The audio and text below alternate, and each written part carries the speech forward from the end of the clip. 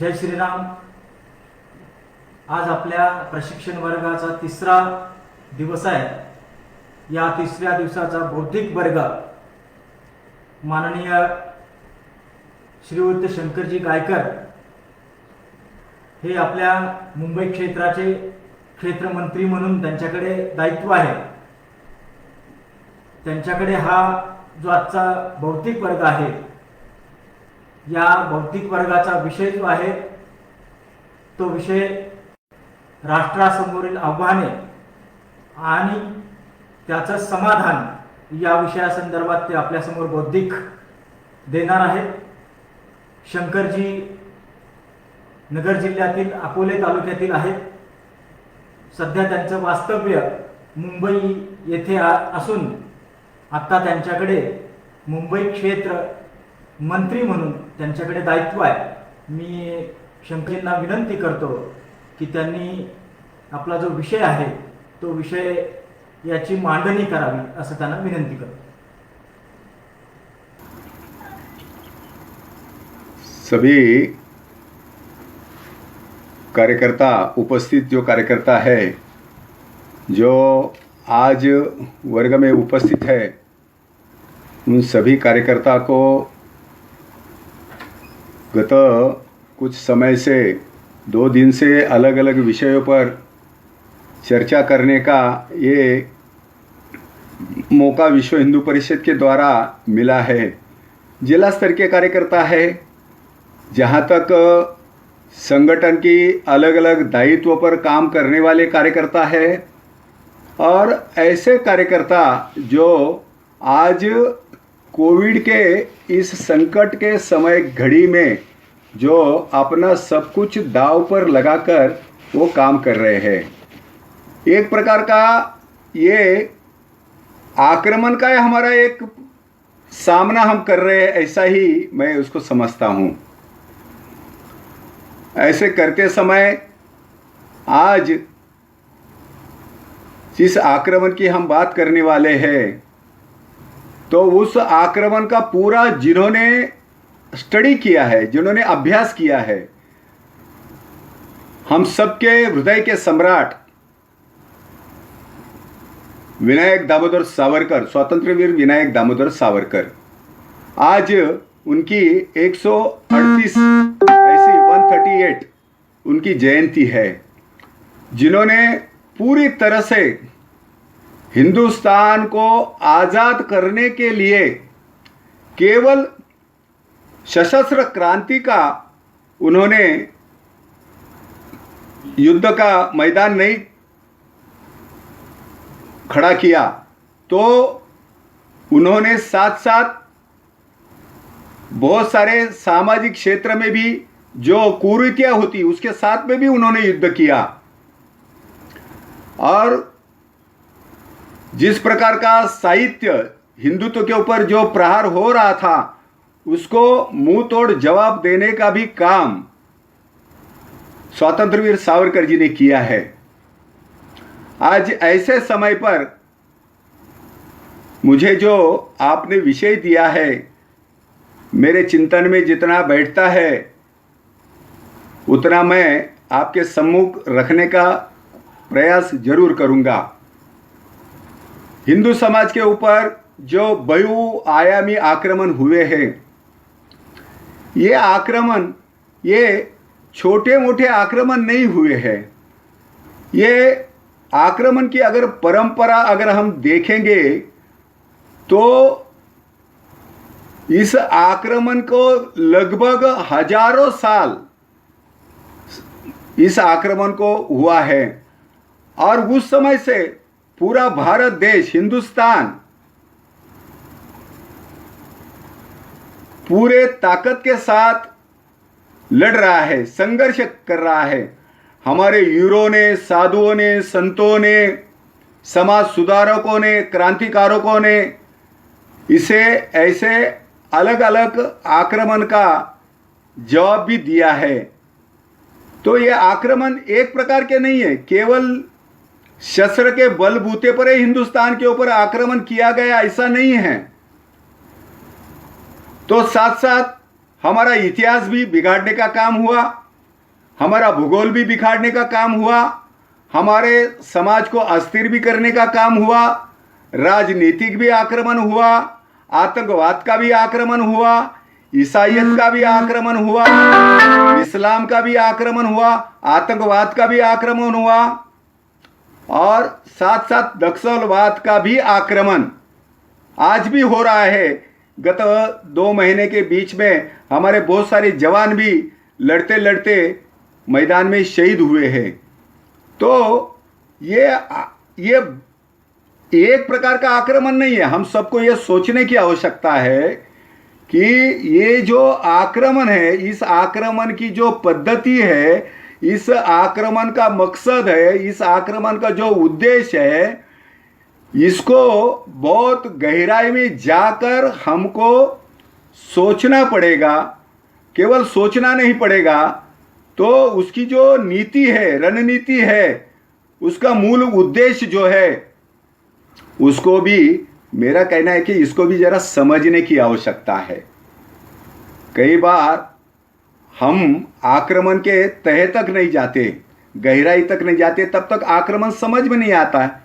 जैसे उदाहरण के तहत हमारे ऊपर शुरू में 2400 में जब ग्रीकों ने आक्रमण किया, जब शकों ने आक्रमण किया, जब हुनों ने आक्रमण किया, तो वो जो आक्रमण था, वो आक्रमण कई समय तक टिकता था और उसके बाद में वो आक्रमण चला जाता था।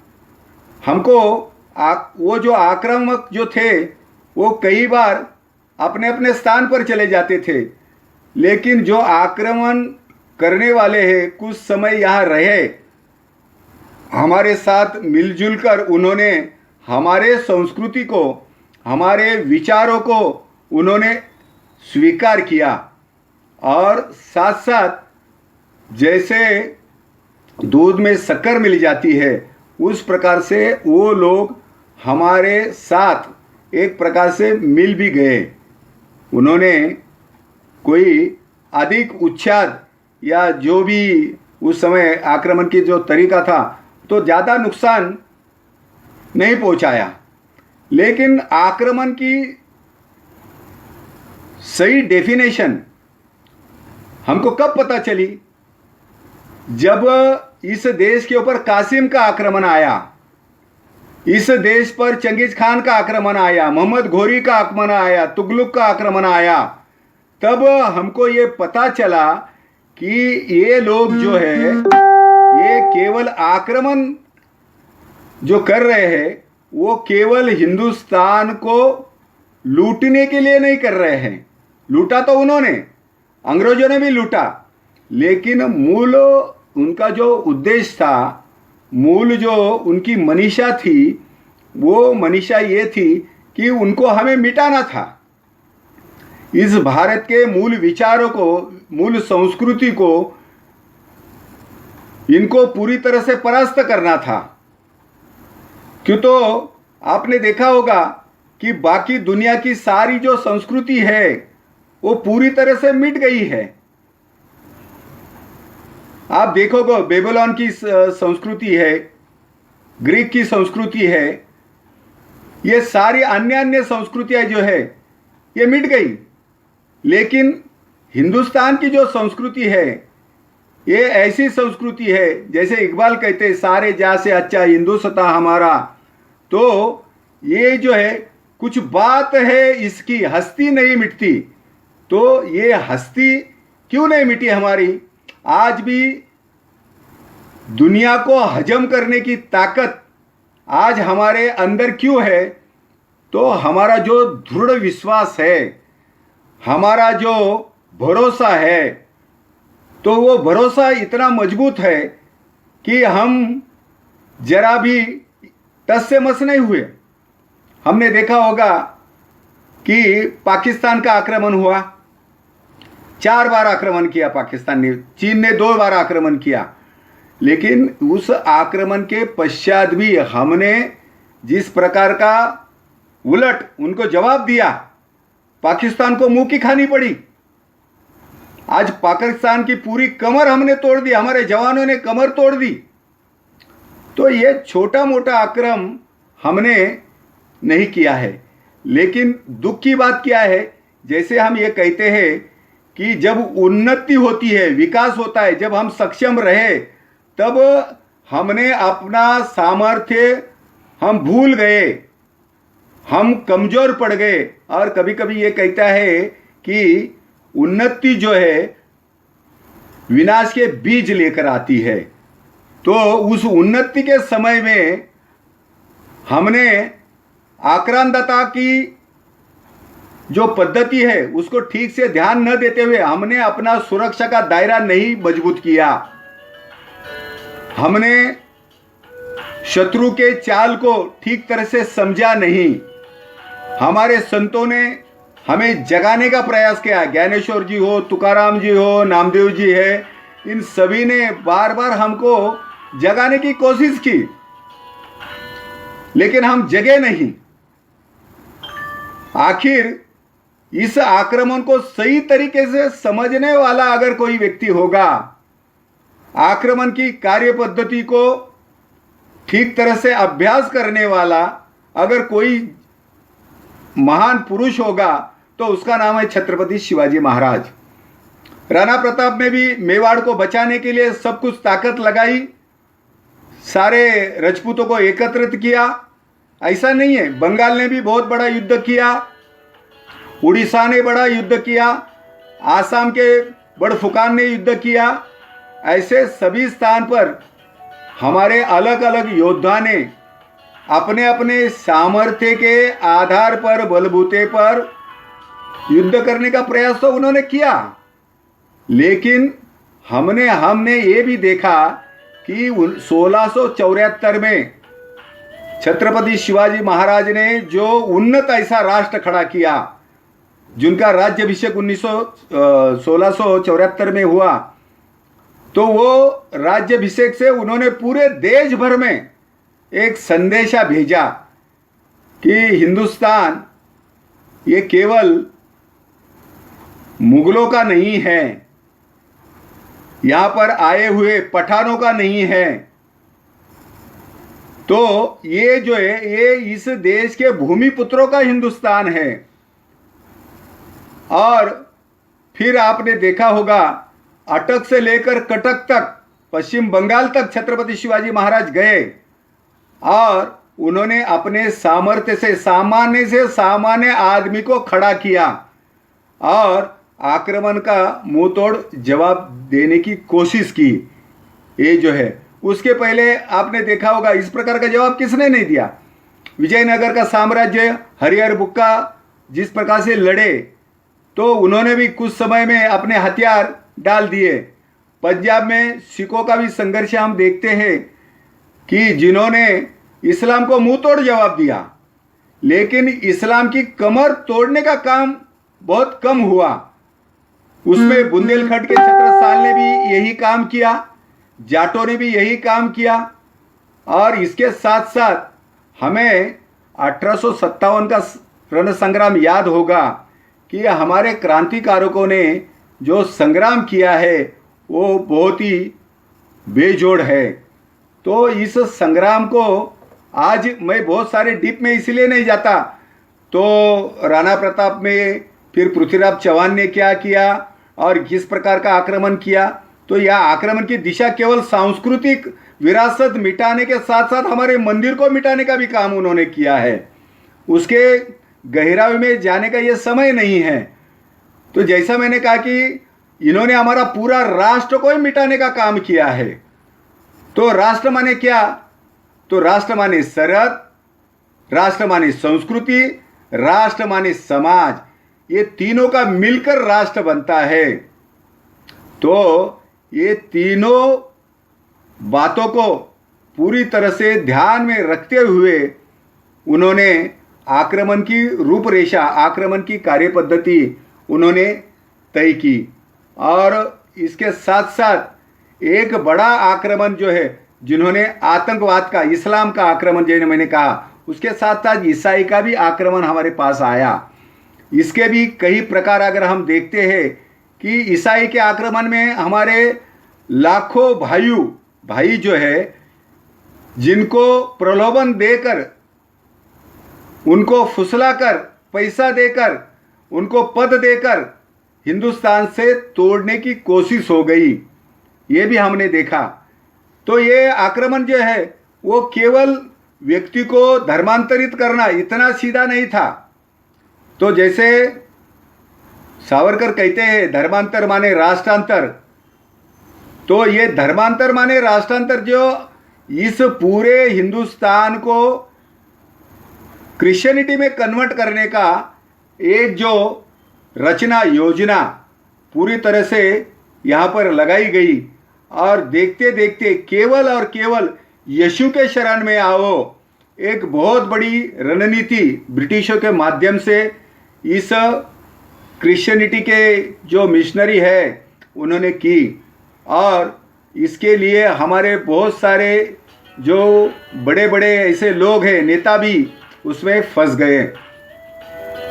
उसके साथ साथ आज भी वो आक्रमण जारी है, ख़त्म नहीं हुआ है। और आज भी विश्व हिंदू परिषद को इस आक्रमण की बहुत सारी डिटेल में जानकारी देने की आवश्यकता नहीं कार्यकर्ता, क्यों तो कार्यकर्ता हर दिन उसके साथ लड़ता है। आज उसका वो जीवन का एक अंग बन गया है, लड़ने का एक अंग बन गया है। आतंकवाद के साथ में हमारा ये जो युद्ध है, ये आतंकवाद का जो आक्रमण है, ये आज का हमारा कई सालों से चालू है। और केवल चालू नहीं है तो आक्रमण के भी अलग अलग पद्धति आज हम देखते हैं कि बदल गई है। ये केवल कश्मीर तक ये आतंकवाद सीमित नहीं रहा, आज पाकिस्तान हिंदुस्तान के अंदर घुस आया है और आज हिंदुस्तान बारूद के ढेर पर खड़ा है। ये इतना भयानक इस्लामिक आक्रमण जो है, और आज भी उनकी मनीषा ये है कि हिंदुस्तान को हमने जीता है। और आज भी ऐसे कई अन्य धर्मीय ये कहते हैं कि इसे हमको वापस दे दो, ये हमारी विरासत है, ये हमारी भूमि है। मित्रों, ये मैं आपको इसलिए कहता हूं कि इसको अगर आज हम जानेंगे नहीं, इसके तह तक जाने की, इनके हथियार की जो पद्धति है, इनकी रणनीति है, इसको समझने की आवश्यकता है। वो एक बार नहीं, दिन में 5 बार चिल्ला चिल्ला कर कहते हैं कि एक ही व्यक्ति इस कायनात का प्रमुख है, एक ही व्यक्ति है जो अल्लाह है, जो सबका मालिक है। ये चिल्ला चिल्ला कर कहते हैं या इलाही इल्लल्लाह मोहम्मद रसूल अल्लाह। इस प्रकार की ये जो आजान है, ये आजान समझने की आवश्यकता है। ये इसलिए मैंने कहा केवल आक्रमण का गुणगान नहीं, आक्रमण की केवल किताबें पढ़कर आक्रमण को परास्त नहीं किया जा सकता है, लेकिन इसको बहुत गहराई में जाकर इसकी पड़ताल करनी चाहिए। इसलिए मैंने एक उदाहरण आपको दिया कि आज भी जिस शस्त्र से हमको मारा जाता है वो तलवार हाथ में देकर नहीं मारा जाता है। कई स्थान पर हमारे ऊपर बौद्धिक अत्याचार जिस प्रकार से हो जा रहे हैं, जैसे जीएनयू में आज भी नारे लगते हैं कि भारत तेरे टुकड़े हो गए, इंशाअल्लाह इंशाअल्लाह। तो ये जो आक्रमण है ये शस्त्र का आक्रमण नहीं है, ये बौद्धिक आक्रमण है।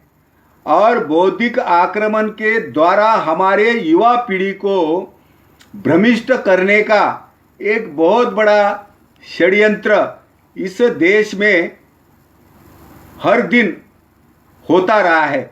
और उस षड्यंत्र का ही एक भाग आपने देखा होगा पश्चिम बंगाल में, जो इलेक्शन के बाद में, मतलब इस्लाम कितना क्रूर है। इसलिए मैं कई बार कहता हूं कि इस्लाम शूर नहीं है, इस्लाम ये क्रूर है।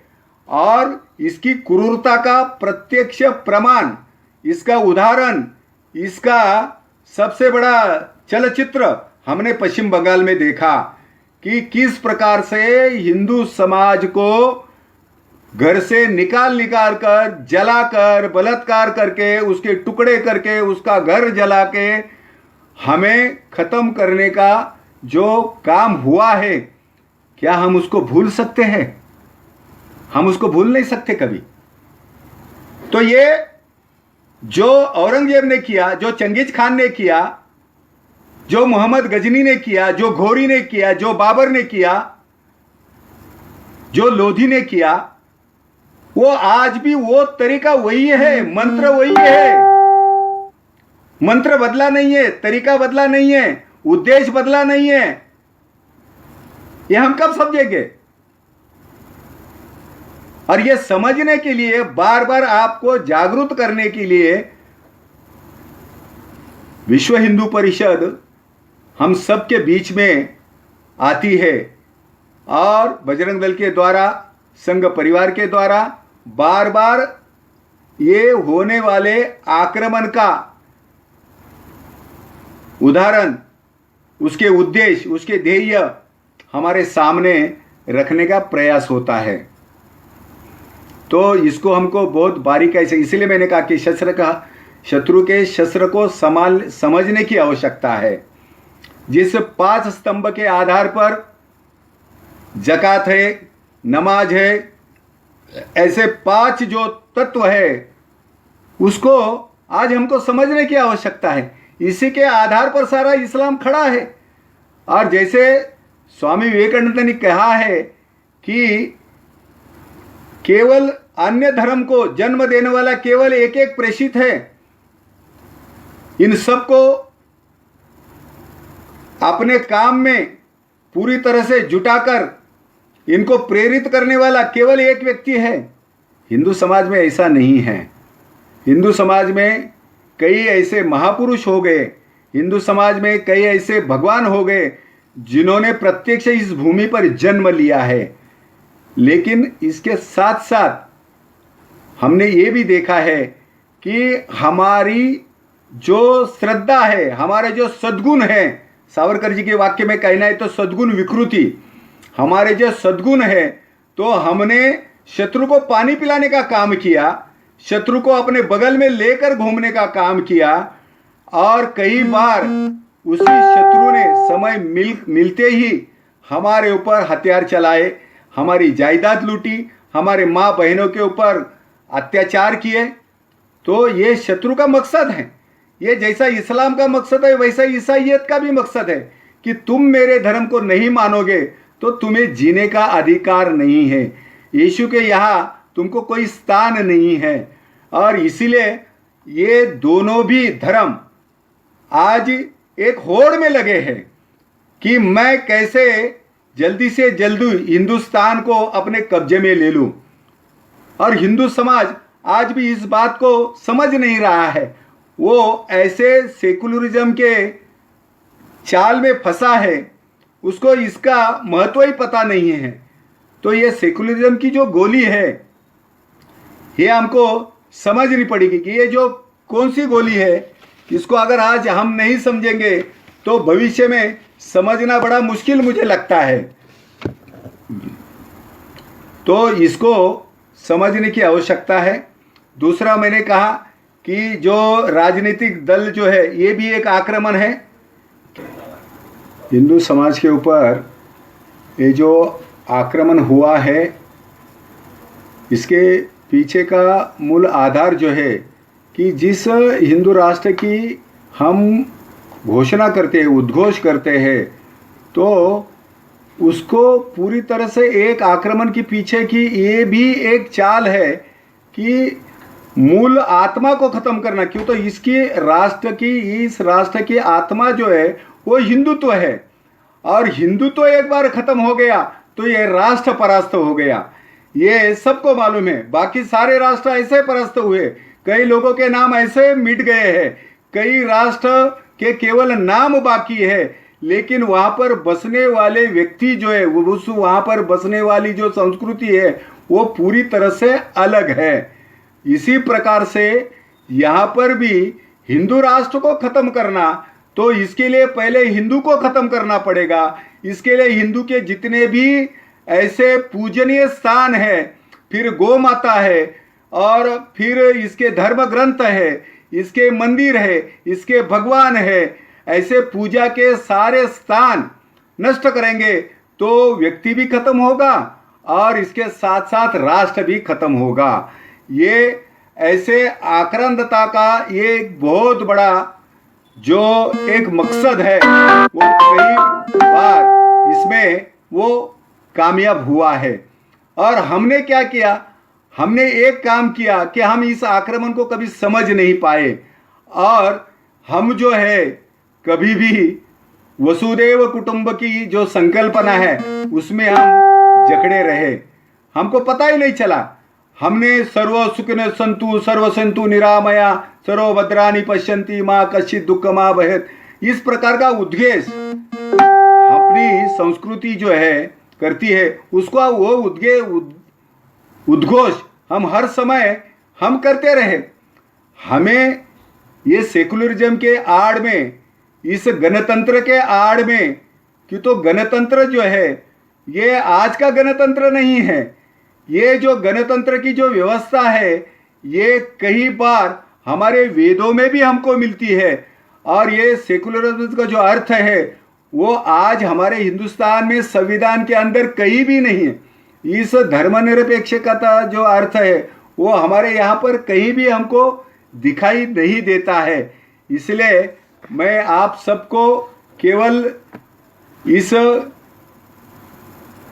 आक्रमण के विषय के द्वारा केवल इतना ही ये कहना चाहता हूँ कि इसका जो अगर मुंहतोड़ जवाब देना है, इसको पूरी तरह से परास्त करना है, तो अपने अपने जिले में अपने अपने स्थान पर हमें प्रखंड के कार्यकर्ता को मजबूत करना पड़ेगा। अपने अपने गांव में बजरंग दल की शाखा जैसी खड़ी करेंगे, उसी प्रकार से वहां पर युवकों को कार्यक्रम देना पड़ेगा। और केवल कार्यक्रम देकर नहीं चलेगा, तो उनके साथ सातत्य रूप से संपर्क रखना पड़ेगा। और मेरा स्वयं का विश्वास ऐसा है कि ये जो सेकुलरिज्म जो है इसको अगर ख़त्म करना है तो अपने कार्यकर्ता को पहले सेकुलरिज्म की डेफिनेशन अपने कार्यकर्ता को समझाने की आवश्यकता है।